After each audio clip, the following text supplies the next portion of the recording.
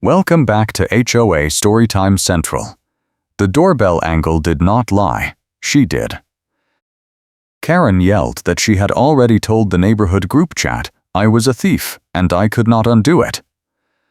The notice is real, and the fee is real, Monica Pierce said, slamming a portable rolling stamp pad onto a printed violation form hard enough that the ink smeared across the bottom edge.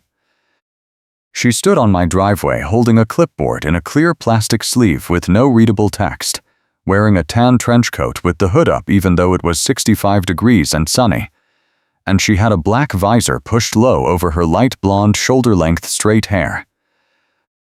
I am a nurse, and I had been on probation at my new job for exactly 4 weeks when this mess started, which meant I could not afford to miss another shift or show up late one more time without losing everything.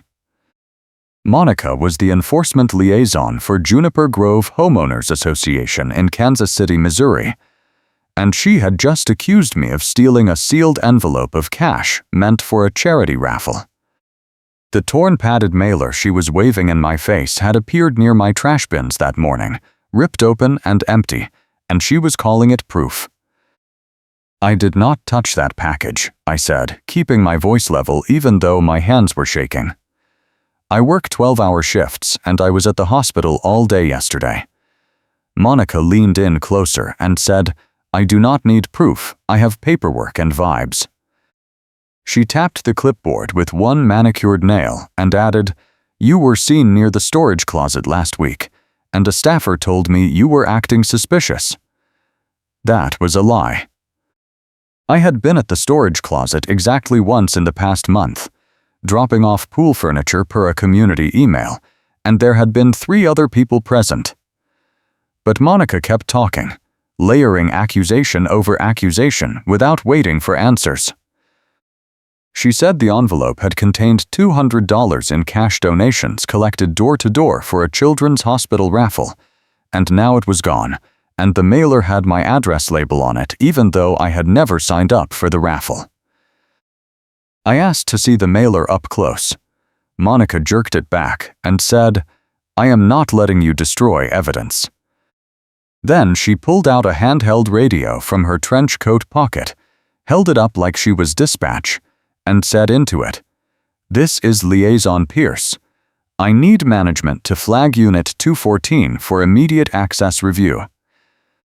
No one responded because the radio was not connected to anything, but she kept it raised for another 5 seconds like she was waiting for confirmation. I felt my chest tighten because I knew what access review meant. Juniper Grove used key fobs for the mailroom, the pool gate, the gym, and the package locker system, and if they suspended my fob, I would be locked out of everything while still paying full dues.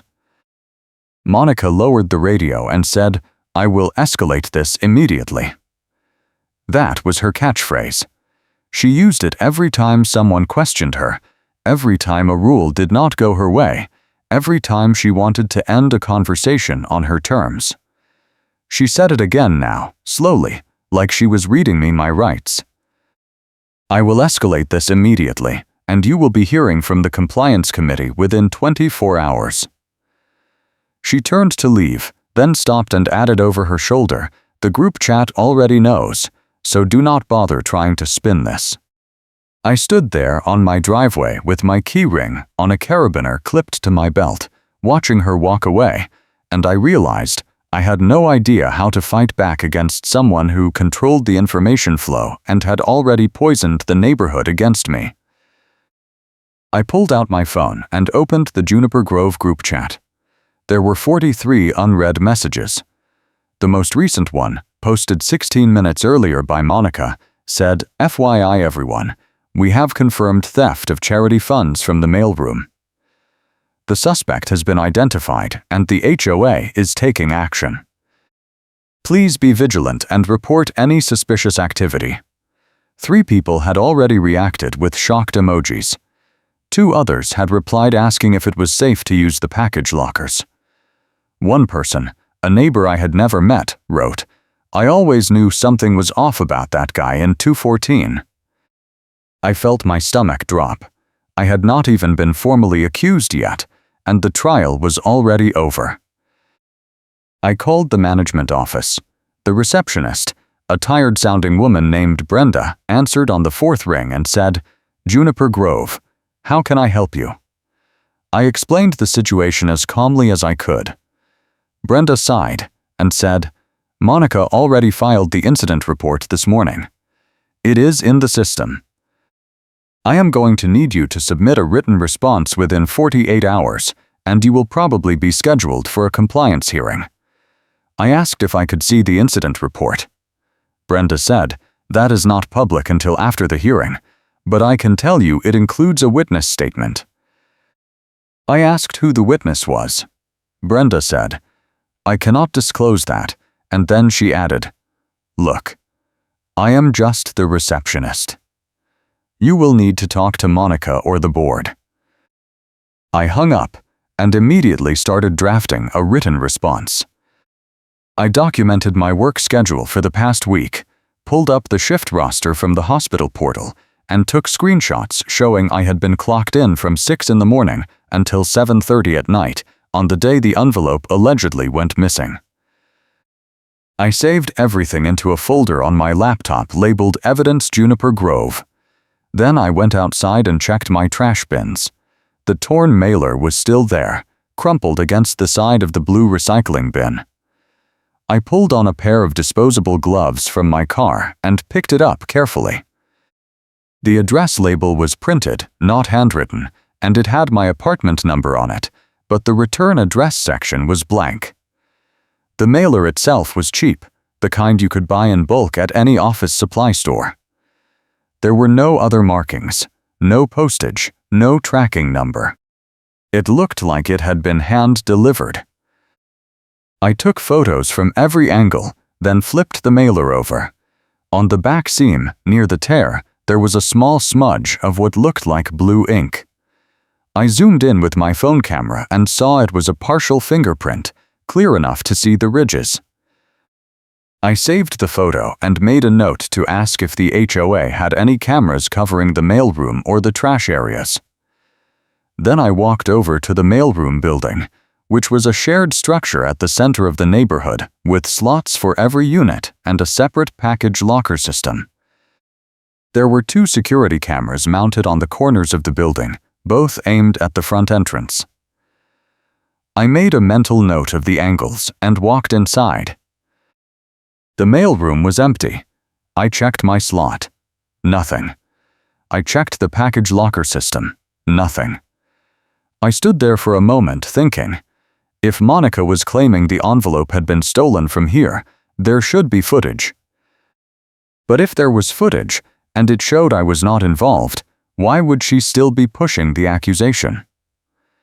The answer clicked into place immediately.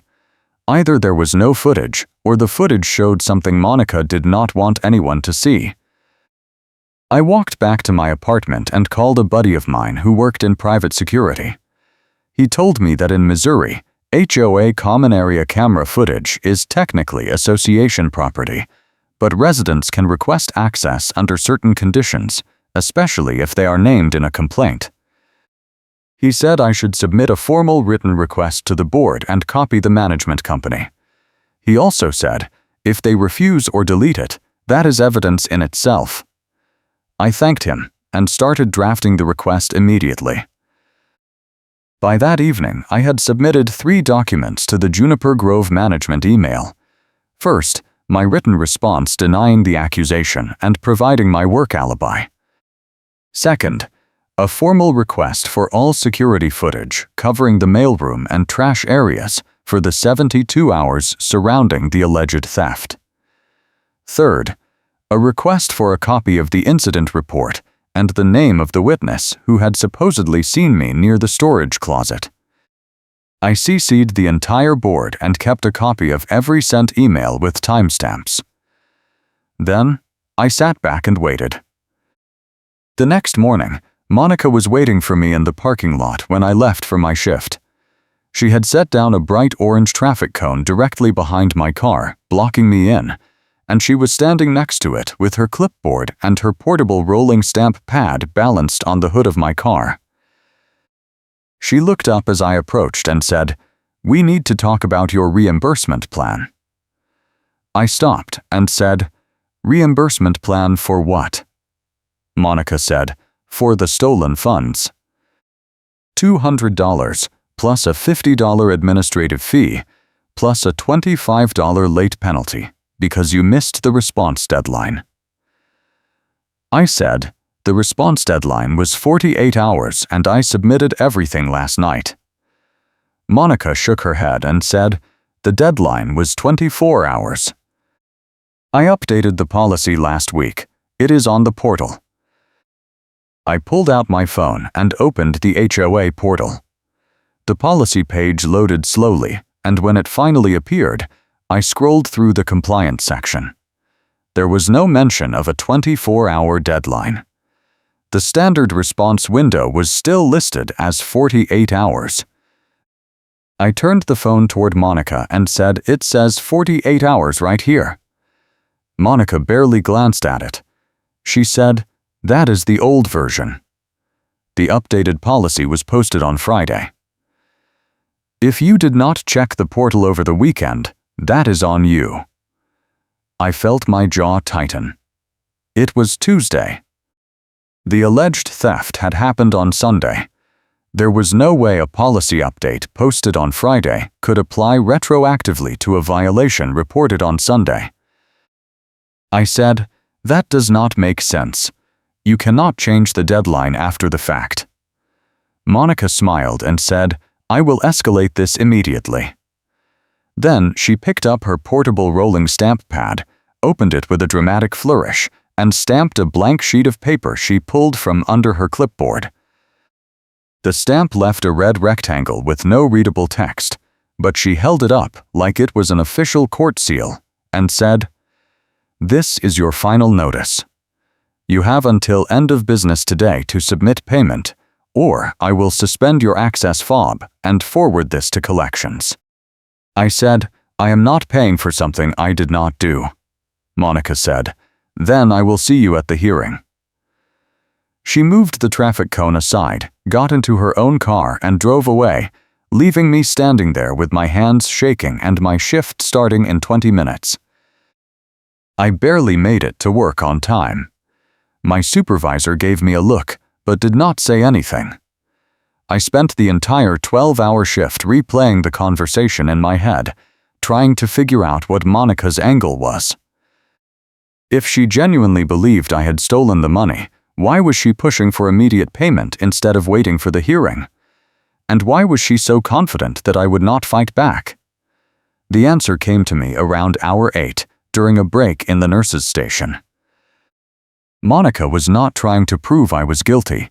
She was trying to make the accusation expensive and exhausting enough that I would just pay to make it go away. When I got home that night, there was a notice taped to my door. It was printed on Juniper Grove letterhead with no readable text on the body, but the header said "Compliance Violation" in big letters, and below that was a handwritten note in Monica's looping cursive that said, "Access privileges suspended pending payment. Effective immediately." I tried my key fob on the mailroom door. It did not work. I tried the pool gate. Nothing. I tried the gym. Nothing. I was locked out of every shared amenity in the neighborhood, and I still had not been formally charged with anything. I called Brenda at the management office again. She answered and said, "I heard about the access suspension. Monica authorized it this afternoon." I said, "She cannot do that without a hearing." Brenda said, "Actually, she can. The enforcement liaison has discretionary authority to suspend privileges in cases involving theft or safety concerns. It is in the bylaws." I asked if I could appeal. Brenda said, "You can request an expedited hearing, but that still takes about a week to schedule, and Monica has to approve the request." I felt the walls closing in. I said, "So Monica is the one who suspended my access, and Monica is the one who has to approve my appeal?" Brenda said, That is correct. And then she added quietly, "Look, I am not supposed to say this, but you should know Monica has done this before." 2 years ago, she accused a renter in Building C of damaging common property, and it turned out she had done it herself to get them evicted. The board never followed up because the renter moved out before the hearing. I asked if there was any documentation of that incident. Brenda said, "Not officially, but I was here when it happened."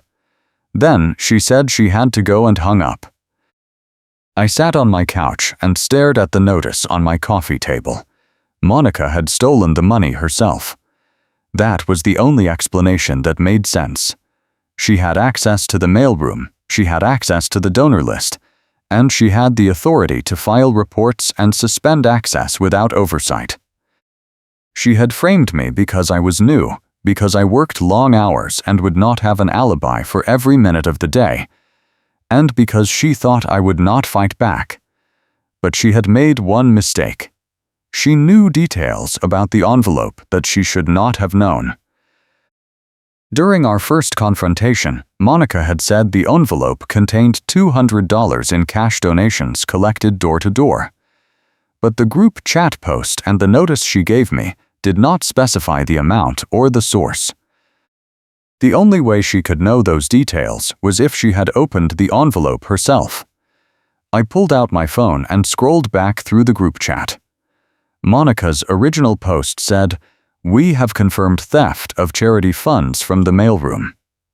No amount. No specifics. I checked my email. The notice from the management office said, "Alleged theft of donated funds." Still no amount. The only person who had mentioned $200 and door-to-door collection was Monica, in person on my driveway.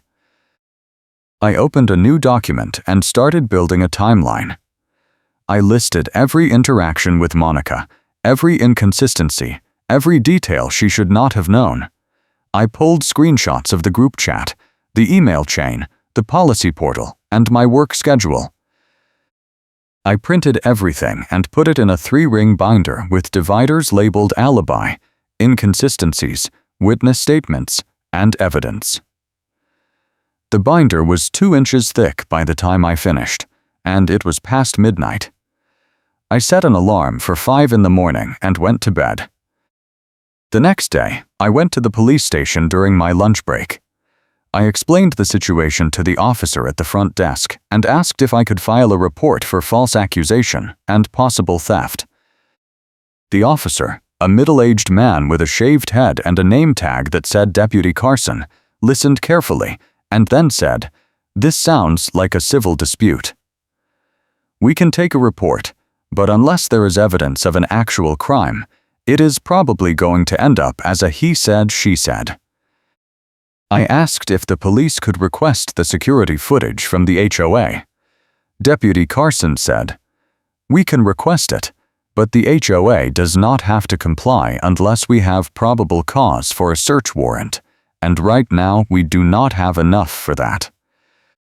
He handed me a blank incident report form and said, "Fill this out and bring it back. If anything escalates, call us immediately." I filled out the form in my car and returned it to the front desk. Deputy Carson gave me a case number and said, "Keep records of everything. If she makes any threats or tries to intimidate you, call us." I thanked him and drove back to work. On the way, I stopped at the neighborhood mailroom one more time. There were 2 people inside, both older residents I recognized from the pool. One of them, a man with gray hair and a Royals cap, looked up as I walked in and said, "You are the guy Monica is saying stole the raffle money." I said, "I did not steal anything." The man shrugged and said, "I believe you." Monica tried to fine me last year for parking in a guest spot when I was unloading groceries. She is always looking for someone to go after. The other resident, a woman with short curly hair, nodded and said, "She cornered me at the pool gate last month and told everyone I was banned for bringing outside food. Which is not even a rule, she just makes things up." I asked if either of them had seen Monica near the mailroom on Sunday. The woman said, "I saw her here Saturday afternoon.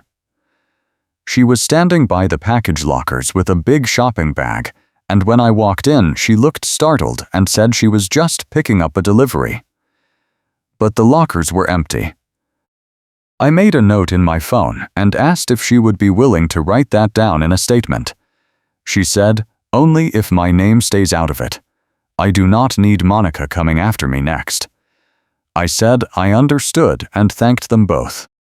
That evening, Monica showed up at my door again. This time she had a second person with her, a younger man in a Juniper Grove polo shirt with a name tag that said Tyler. Monica said, "This is the community liaison intern. He is here to witness the access key audit." I said, "What audit?" Monica said, "We are conducting an inventory of all issued keys and fobs to verify compliance. I need to see your key ring." I unclipped the carabiner from my belt and held it up. Monica counted the keys and said, "You have 3 keys here. You should only have 2. 1 for your unit and 1 for the mailroom. Where did you get the third one?" I looked at the keys. 1 was my apartment key. 1 was my car key. 1 was a spare key from my parents' house in Independence that I kept on the same ring. I said, "That is not an HOA key." Monica said, "I am going to need to confiscate that until we verify it." She reached for the key ring. I pulled it back and said, "You are not taking my personal property." Monica said, "I will escalate this immediately." Then she turned to Tyler and said, "Make a note that the resident refused to comply with the key audit." Tyler looked uncomfortable but wrote something on a notepad. After they left, I called a neighbor I had met once at the gym, a woman named Alicia, who worked in property management for a different complex. I explained the key audit situation. Alicia laughed and said, "That is completely made up. An HOA cannot confiscate your personal keys, and they definitely cannot demand to see keys that are not related to association property. She is trying to intimidate you." I asked if there was any legitimate reason Monica would need to audit keys. Alicia said, "The only time an HOA does a key audit is if there is a security breach or if someone reports lost keys. And even then, they just issue new keys and deactivate the old ones. They do not go door to door demanding to see what is on your keyring."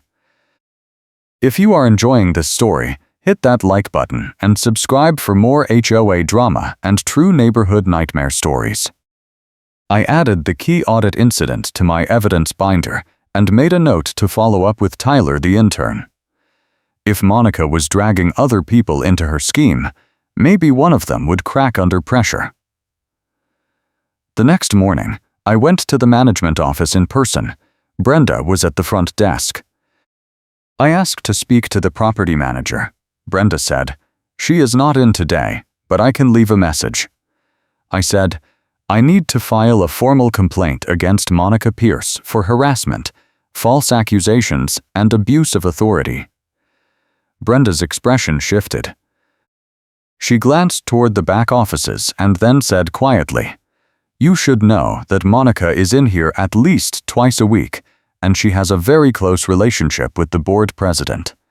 If you file a complaint, it is going to go through her first." I said, "I am filing it anyway." Brenda handed me a complaint form with no readable text on the body, just blank lines and checkbox fields. I filled it out at the counter, detailing every incident, every inconsistency, every threat. I attached copies of my timeline, my work schedule, and the screenshots from the group chat. I handed the completed form back to Brenda. She scanned it, made a copy, and said, "This will be forwarded to the board within 3 business days. You should get a response within 2 weeks." I asked for a receipt. Brenda printed one and stamped it with a date stamp. I folded it and put it in my jacket pocket. As I was leaving the office, Monica walked in through the front door. She saw me and stopped.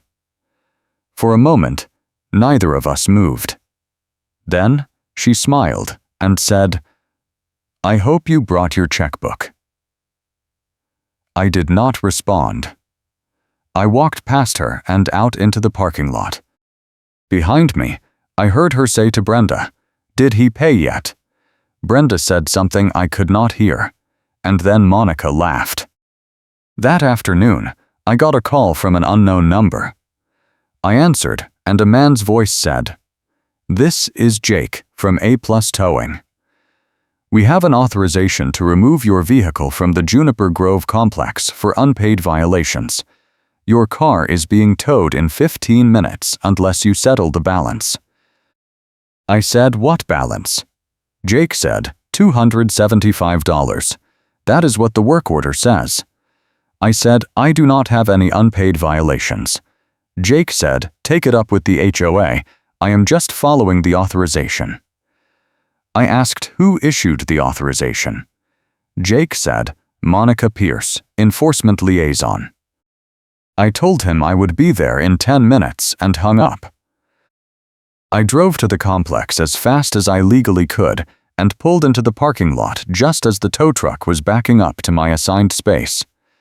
Monica was standing next to the driver, holding her clipboard and pointing at my car. I jumped out and said, "Stop, that is my car." Jake, the tow driver, looked at me and then at Monica. Monica said, "This vehicle is in violation of association rules and is being removed." I said, "What rules?" Monica said, "Unpaid fines and failure to comply with the access audit." Jake said, "I need to see proof of payment or I am taking the car." I pulled out my phone and showed him the receipt from the management office showing I had filed a complaint and that no payment was due. Jake looked at the receipt, then at Monica, then back at me. He said, "This does not say anything about payment." Monica said, "The payment was due yesterday." I updated the deadline. Jake said, "I need something official." Monica pulled out her portable rolling stamp pad and stamped a blank piece of paper. She handed it to Jake and said, "There. Official." Jake looked at the stamped paper and said, "This is just a blank page with a stamp." Monica said, "That is the official enforcement seal."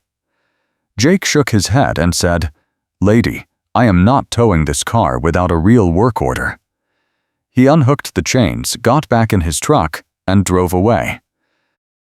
Monica stood there, staring at me. Her face was red and her hands were shaking. She said, "I will escalate this immediately."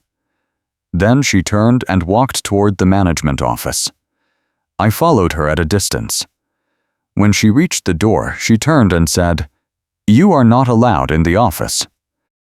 "You are trespassed." I said, "Says who?" Monica said, "Says me." I am the enforcement liaison. I walked past her and into the lobby. Brenda looked up from the desk, eyes wide. Monica followed me in and said, "Brenda, call the police. This man is trespassing." Brenda said, "He is a resident. He is allowed to be here." Monica said, "Not anymore. I revoked his access." Brenda said, "You cannot revoke office access. That is not a thing." Monica spun around and stormed out. Brenda exhaled and said, "She is losing it." I said, "Can you confirm the timeline for me out loud? When was the alleged theft reported, and when did I submit my response?" Brenda pulled up her computer and said, "The incident report was filed Sunday evening at 8:14. Your written response was submitted Monday at 11:30. That is well within the 48-hour window." I asked if she could print that confirmation. Brenda hesitated, then nodded and printed a single-page document showing the timestamps. She handed it to me and said, "Off the record, you should talk to the tow yard. Monica has been using them to harass people for years, and Jake is getting tired of it." I drove to the A+ towing yard on the east side of Kansas City. Jake was in the office, filling out paperwork. I introduced myself and thanked him for not taking my car. Jake said, "No problem. I am not towing a car based on a stamped blank page." That is insane. I asked if Monica had tried this before. Jake said, "At least 3 times this year. She calls in work orders claiming unpaid fines, but when I show up, the residents have receipts showing they paid. Or the fines are fake, or she just made them up." Last month, she tried to get me to tow a car because the owner had parked in a guest spot while unloading groceries. I told her that is not how it works, and she called my boss to complain. My boss told her to stop calling unless she has a real violation. I asked if he would be willing to write a statement. Jake said, "I will do you one better. I will put it in an email to your HOA board and copy you."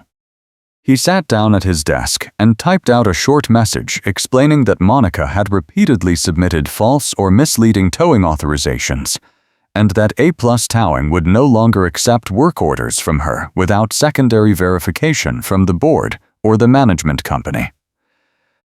He CC'd me, the Juniper Grove board president, and Brenda.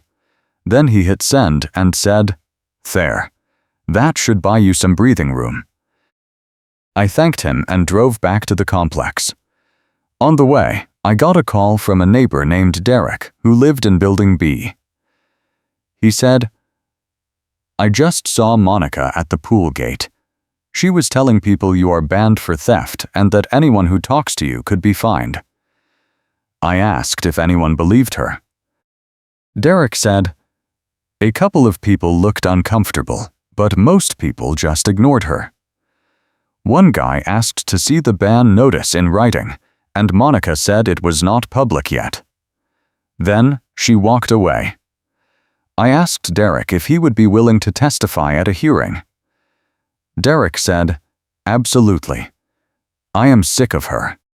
She tried to fine me last year for having a grill on my patio, which is allowed under the rules. She just does not like me." That evening, I sat down and updated my evidence binder. I added Jake's email, Brenda's timeline confirmation, Derek's statement, and the notes from the 2 residents I had spoken to in the mailroom. I also added a printed copy of the group chat posts, highlighting Monica's original accusation and her follow-up messages. Then I drafted a formal request to the board asking for an expedited hearing and requesting that Monica be recused from any decision-making role due to conflict of interest. I sent the email at 9:30 and waited. The next morning, I got a reply from the board president, a man named Ron Feldman. He said, "We have received your complaint and your hearing request. The board will review the matter at our next meeting, which is scheduled for 2 weeks from now. In the meantime, your access suspension will remain in effect pending investigation." I replied immediately, asking for the access suspension to be lifted while the investigation was ongoing, since I had provided a clear alibi and the accusation was based on inconsistent and unverified claims. Ron replied, "The suspension is a precautionary measure and will not be lifted until the hearing is complete." I called my buddy in private security again and explained the situation. He said, "They are stalling. 2 weeks is a long time, and they are hoping you will either give up or move out. You need to force their hand." I asked how. He said, "File a complaint with the Missouri Attorney General's office. HOAs are subject to state law, and if they are violating your rights or acting in bad faith, the AG can investigate. It is a long shot, but it puts pressure on them." I thanked him and spent the next hour filling out the AG complaint form online. I attached every document in my evidence binder, and submitted it with a cover letter summarizing the key points. 2 days later, Monica showed up at my door again. This time, she had a different clipboard, a thick manila folder with a printed timeline inside, and a receipt with a return slip held up with everything blurred so I could not read the details. She said, "I have new evidence. This timeline shows you were in the mailroom at the exact time the envelope was taken." I said, "Let me see it." Monica held the folder up but kept it just out of reach. She said, "This is confidential until the hearing. But I can tell you that we have a witness who saw you opening the package locker." I said, "Who is the witness?" Monica said, "I cannot disclose that." I said, "Then how am I supposed to defend myself?" Monica said, "You will have a chance to respond at the hearing. Until then, I need you to sign this acknowledgement form." She pulled out a single sheet of paper with no readable text and held it out. I said, "I am not signing anything without reading it." Monica said, "It just says you have been informed of the new evidence and that you understand the charges." I said, "I want a copy of the timeline and the witness statement." Monica said, "That is not how this works. I will escalate this immediately." She turned to leave, and as she did, a neighbor walking their dog stopped on the sidewalk and said, "Hey, I saw you snooping around the mailroom last Saturday. You were pulling on the package locker doors like you were checking if they were locked." Monica froze. The neighbor, an older man with a golden retriever, said, "I thought it was weird at the time, but I figured you were just doing your job. But now I am wondering what you were actually doing." Monica said, "I was conducting a routine security check." The neighbor said, "At 10 o'clock at night." Monica did not respond. She walked away quickly, and the neighbor looked at me and said, "I do not know what is going on, but that woman is up to something." I asked the neighbor if he would be willing to write down what he saw. He said, "Sure, give me your email and I will send it tonight." I gave him my contact information and thanked him. He said, "Monica has been a problem for years. Someone needs to stand up to her." I went back inside and added his name to the witness list in my binder. The next day, I got a call from Brenda. She said, "Monica just came in and demanded that I pull your file. She wanted to see your application, your payment history, and your move-in documents. I told her I needed board authorization to release that information." She said she had authorization, but when I asked for it in writing, she could not produce it, so I refused. She threatened to file a complaint against me with the board president. I said, "Let her." I thanked Brenda and asked if she had any advice. She said, "Document everything." Monica is sloppy when she is under pressure, and she is definitely under pressure now. If you keep pushing, she will make a mistake. That evening, I went to the mailroom one more time. This time I brought a flashlight and checked every corner. On the floor, near the package lockers, I found a small torn piece of the same type of padded mailer Monica had shown me. It was wedged under the base of the locker unit, almost invisible unless you were looking for it. I photographed it in place, then carefully picked it up with gloves and put it in a plastic bag. The torn edge matched the mailer Monica had used as evidence. That meant the mailer had been opened here, in the mailroom, not at my apartment. If Monica had planted the mailer near my trash bins after opening it here, that was proof she had framed me. I added the new evidence to my binder and sent an updated email to the board. I included photos of the torn mailer piece, the location where I found it, and a clear explanation of how this contradicted Monica's claim that the theft had occurred at my unit. I also included the statement from the neighbor with the dog, the email from Jake at the tow yard, and Brenda's timeline confirmation. Then I requested, again, that the hearing be expedited and that Monica be removed from any involvement in the investigation. The next morning, I got a reply from Ron Feldman. He said, "The board has reviewed your latest submission. We will be scheduling an emergency meeting to discuss the matter. You will be notified of the date and time within 48 hours. In the meantime, your access suspension has been lifted pending further review." I felt a wave of relief. I tried my key fob on the mailroom door. It worked. I tried the pool gate. It worked. I was back in. 2 days later, I got the meeting notice. The emergency board meeting was scheduled for the following Monday at 7 in the evening, and it would be held in the clubhouse conference room. I was invited to attend and present my case. Monica would also be present to respond to the complaints. I spent the weekend preparing. I printed extra copies of every document in my binder, organized them into a presentation folder, and rehearsed what I was going to say.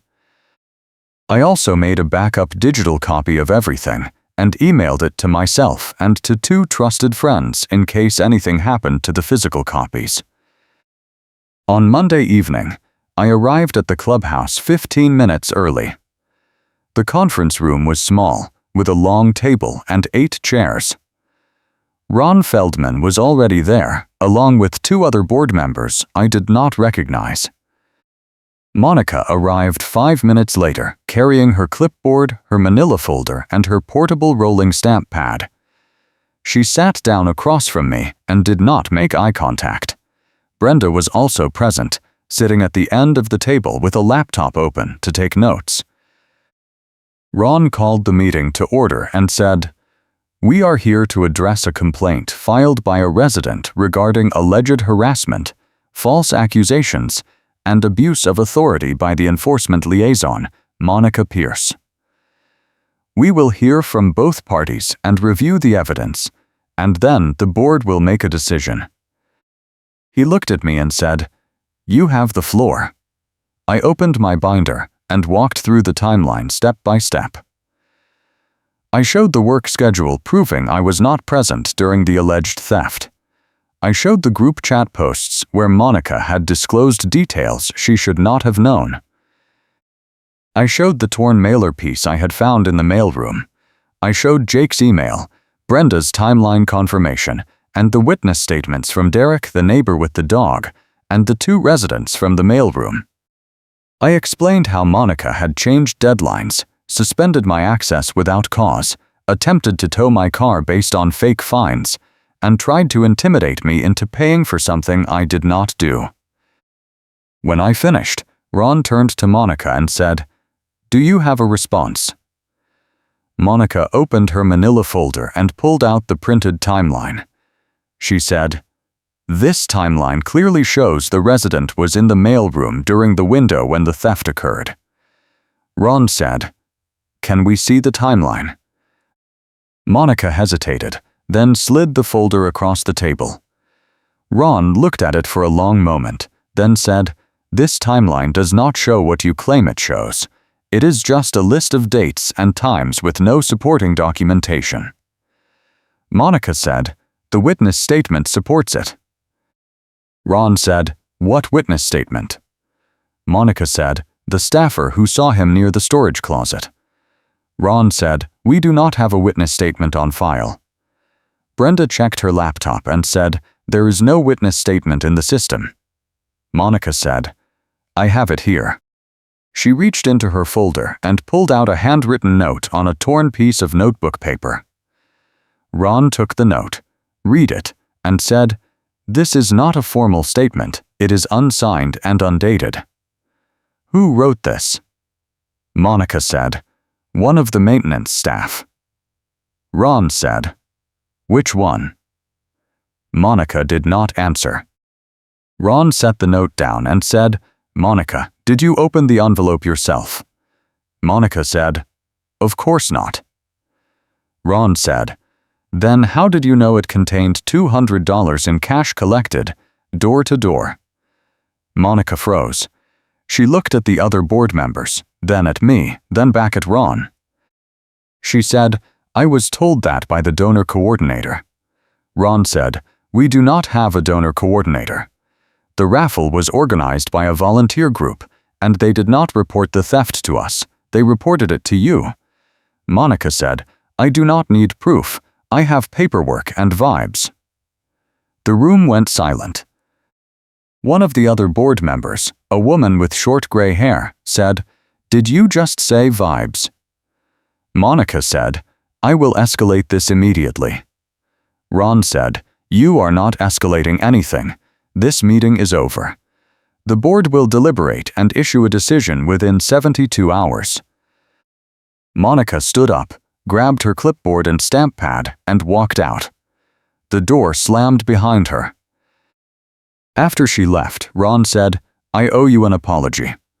It is clear that Monica has been abusing her authority, and the board takes full responsibility for not catching this sooner. We will be conducting a full audit of her activities and issuing a formal reprimand.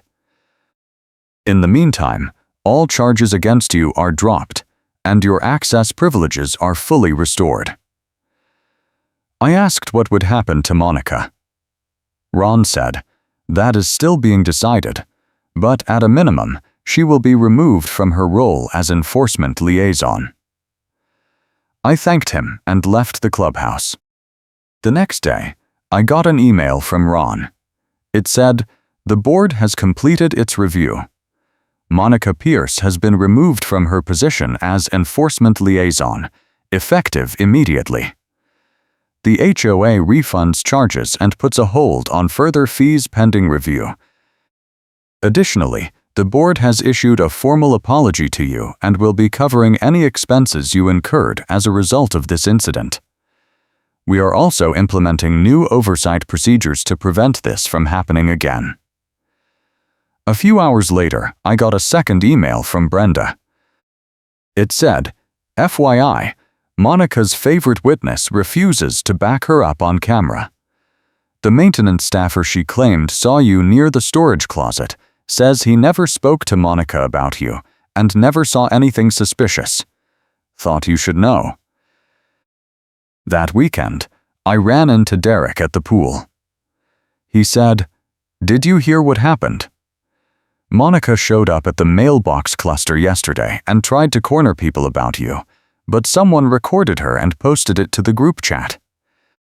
She kept repeating, 'I will escalate this immediately,' and one of the neighbors said it right back to her, like a joke. She just stood there and then walked away. I checked the group chat. Sure enough, there was a video of Monica at the mailbox cluster, waving her clipboard and shouting. At the end of the video, a neighbor, the same older man with the golden retriever, said, 'I will escalate this immediately,' in a mocking tone. The video had 83 views and 14 comments, most of them laughing emojis. A week later, I got a letter from the board.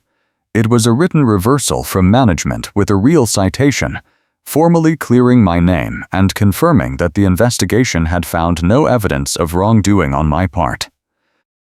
The letter also stated that Monica Pierce had been barred from holding any leadership position within the association for a period of 5 years, and that the board was reviewing additional complaints related to her conduct.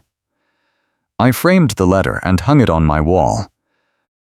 Monica moved out 2 months later. I heard through Derek that she had taken a job in another state and left without notice.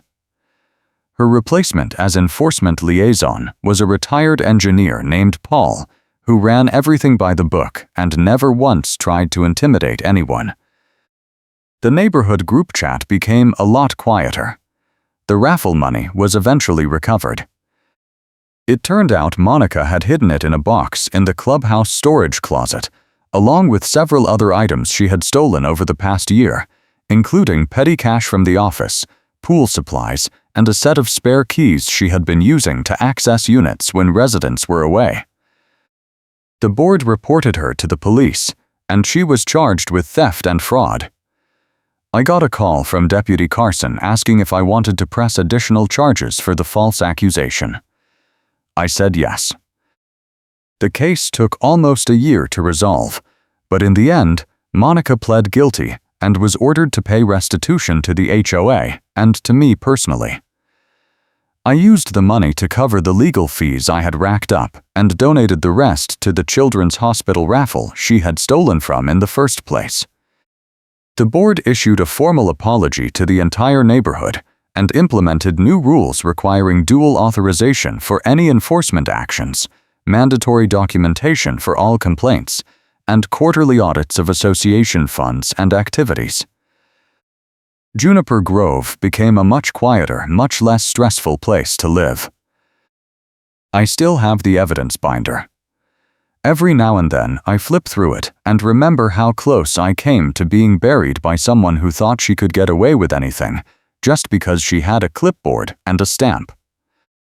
But I also remember the neighbors who stood up, the tow driver who refused to play along, and the receptionist who quietly helped when she did not have to.